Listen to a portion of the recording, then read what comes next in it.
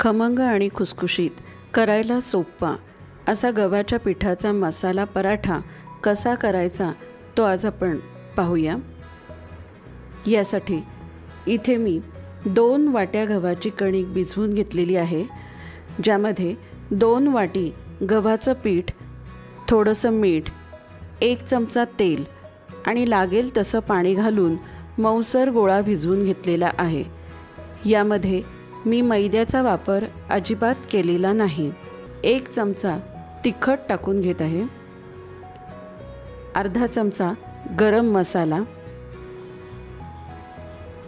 आणि 2 चमचे पावभाजी मसाला टाकून घेत आहे। चवीनुसार मीठ। हे सगळं कोरडंच व्यवस्थित मिक्स करून घ्यायचं आहे।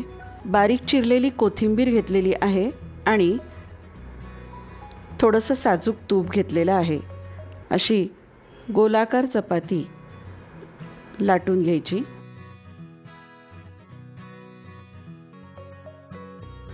आता यावर सगळ्यात आधी साजूक तूप सगळ्या बाजूने लावून घेऊया।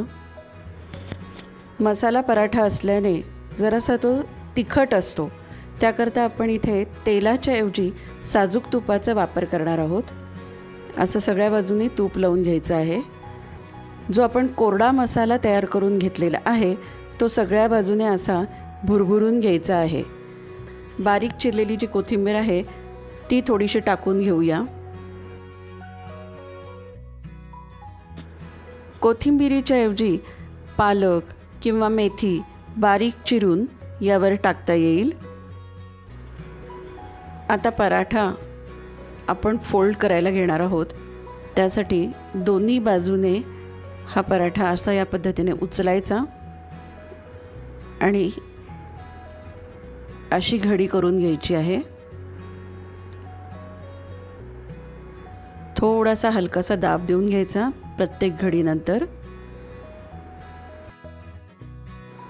अशा सगळ्या प्लेट्स आपण तयार करून घेतलेल्या आहेत।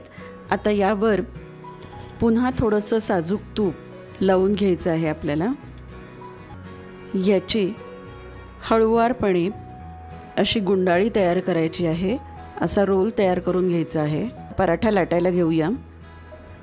सगळ्यात आधी पोळपाटावर थोडंसं पीठ भुरभुरून घ्यायचं, त्यावर रोल ठेवायचा आणि पुन्हा त्यावर थोडंसं पीठ टाकून घ्यायचं आणि हलक्या हाताने त्याला दाब देऊन घ्यायचा आणि हळूवारपणे लाटायला घ्यायचा आहे पराठा। असा पराठा लाटून झाला आहे। आता त्यावर सगळ्या बाजूने साजूक तूप लावून घेऊया। त्यासाठी तवा चांगला गरम करून घ्यायचा आणि तूप लावलेली बाजू तव्यावर टाकून घ्यायची आहे। पुन्हा दुसऱ्या बाजूला मी तूप लावून घेत आहे। दोन्ही बाजूने पराठा व्यवस्थित शेकून घ्यायचा आहे। गोल्डन ब्राऊन तयार झाल्यानंतर तो प्लेटमध्ये काढून घ्यायचा। असेच बाकीचे पराठेही आपण करून घेऊया। असे गरमागरम पराठे त्यावर साजूक तूप सोडायचं किंवा बटर टाकायचं आणि दही किंवा लोणच्याबरोबर खायला द्यायचे। असे पराठे टिफिनमध्ये सुद्धा नेता येतील। रेसिपी आवडली असल्यास चॅनलला जरूर सबस्क्राईब करा। धन्यवाद।